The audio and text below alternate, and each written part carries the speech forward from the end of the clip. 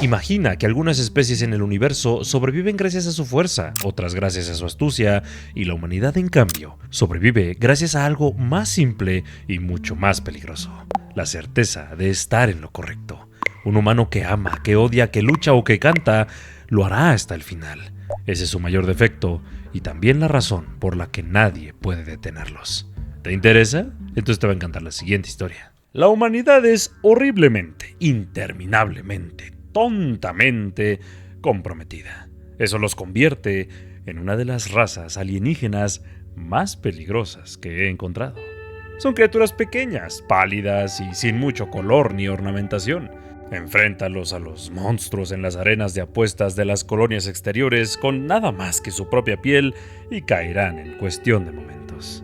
Los humanos son criaturas débiles, cosas frágiles que durante la mayor parte de mis 200 años de vida descarté como otra raza débil más, destinada a ser absorbida por la coalición.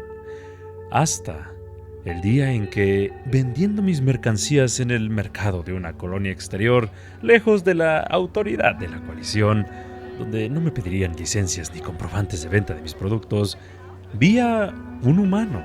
El humano llevaba una capa y parecía sufrir bajo la intensa luz del sol. Las criaturas más tímidas en el mercado llevaban sus capas levantadas, cubriendo sus órganos sensoriales para protegerse del sol y de la arena. Era una rareza, pero nada inaudito. Las criaturas más pequeñas a veces creían poseer mayor astucia o picardía que las criaturas más grandes de la coalición, y por ello se sentían poderosas. El primer humano que vi caminó con calma hacia un carnicero mucho más grande en el mercado, y yo estaba a punto de volver a gritar mis ofertas cuando algo me hizo detenerme. El apéndice del humano, cerca de su sección media, estaba sujetando algo. Enfocando un ojo en ello, observé que era un cuchillo. Pequeño, incluso en comparación con el humano, y ridículamente insignificante frente a cualquier otro alienígena del mercado. El humano no se movió más rápido de lo que había visto a otros moverse antes y no parecía poseer una fuerza increíble. Yo y todos los del mercado que observábamos nos quedamos congelados, incluido el carnicero. Solo se movió cuando el cuchillo se hundió en una parte vulnerable de su cuerpo, echándose hacia atrás de dolor mientras soltaba un rugido y lanzaba sus enormes garras contra el humano. La pequeña criatura soportó el ataque y la capa que llevaba se desgarró, dejando al descubierto una armadura gastada por batallas y remendada. El humano sacó una pistola y disparó, incluso mientras las garras seguían desgarrando su armadura, perforándola y rompiéndola en algunos lugares. En menos de un minuto, el carnicero estaba muerto. El humano miró su capa desgarrada e, ignorándola, entró en los puestos que aquel había mantenido. Ahora todo el mercado observaba. El viento cambió y pude detectar un nuevo olor en el aire, que debía ser sangre del humano. El humano, ahora visiblemente sangrando, salió de los corrales del carnicero con dos de los suyos en brazos. Uno, como la mayoría de los que estaban en los corrales, era delgado y desnutrido. En los brazos de ese espécimen débil y famélico había un humano aún más pequeño en comparación con los dos. Uno que emitía chillidos y llantos de confusión que lo marcaban como un niño, incluso para los alienígenas del mercado, yo incluido. El humano comenzó a alejarse lentamente del cadáver del carnicero, y poco a poco el mercado volvió a su bullicio habitual. La matanza de competidores no era algo inusual, pero que una criatura tan pequeña lo hiciera sí resultaba desconocido. No fue hasta mucho después que pude identificar qué me perturbó más de mi primer encuentro con la humanidad: el compromiso. Una cosa extraña de encontrar amenazante, ¿no es así? El humano no dudó en sus ataques, incluso contra un enemigo mucho más grande. El humano estaba comprometido y siguió adelante. El compromiso en sus ojos hacia los otros humanos que rescató, el compromiso hacia el humano herido, demacrado y casi vendido como carne, que entregó al otro. Los humanos se comprometen. No fue hasta varios años después que tuve mi siguiente visión de la humanidad. En una estación cercana al núcleo de la coalición, la variedad de alienígenas era mucho mayor, así que quizás había visto a otros humanos, pero no me había fijado en ellos. Cargando suministros en mi nave para vender en otro lugar, entristecido por no haber podido vender mucho en la estación, caminaba por el arboreto lleno de aromas interesantes. El espacio y los viajes dejaban muchos malos olores en mis glándulas olfativas y quería despejarlas. Era relajante estar entre esos aromas cuidadosamente cultivados cuando volví a oler la sangre humana. Curioso, seguí el rastro hasta un claro en la naturaleza cuidadosamente construida y me encontré con una escena curiosa. Una humana. Había aprendido tras mi primer encuentro a distinguir los dos géneros. Se agarraba la mano y le gritaba a un Renilic. Era uno de los Renilic más pequeños que había visto. Apenas valía el esfuerzo quitarle las espinas y garras para consumirlo sin dolor. Aún así, era grande en comparación con la humana. La criatura mostraba los colmillos y tenía las espinas erizadas. El olor de la sangre humana provenía tanto de las puntas de las espinas del ser como de la mano de la humana. Por un momento pensé que quizás la criatura se había escapado de algún corral y estaba atacando a la humana, que la humana necesitaba ayuda. Después de todo, podría haber aplastado a la criatura bajo un pie en un instante, al igual que podría haber hecho con la humana. Pero antes de que pudiera moverme, la humana se sentó en el suelo y empezó a arrullar. Era una extraña melodía alienígena. La mayoría de la música resulta rara para las especies alienígenas. Estoy seguro de que la música de los míos perturba a algunos y agrada a otros. En este caso, la música humana resultaba simplemente desconcertante. Sentada en el suelo, la humana extendió los brazos, ignorando el pequeño corte que sangraba y siguió arrullando. Las espinas del Renilic comenzaron a bajar lentamente y dando un salto vacilante hacia adelante con sus pequeñas aletas locomotoras, dejó escapar un chillido. La humana no se movió, continuó cantando.